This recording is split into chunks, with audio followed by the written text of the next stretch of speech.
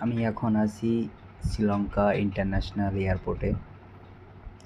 এটা হলো Colombo international airport. অনেক সুন্দর। মোটামুটি এখানে আমার ট্রানজিট হয়েছিল। আমি দুবাই থেকে বাংলাদেশ যাওয়ার সময়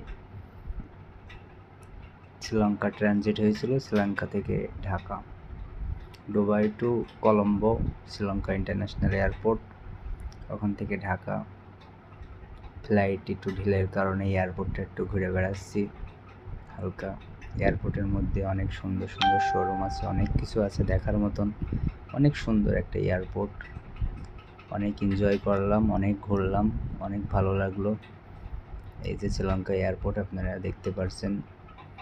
ওই যে প্লেন দাঁড়িয়ে আছে।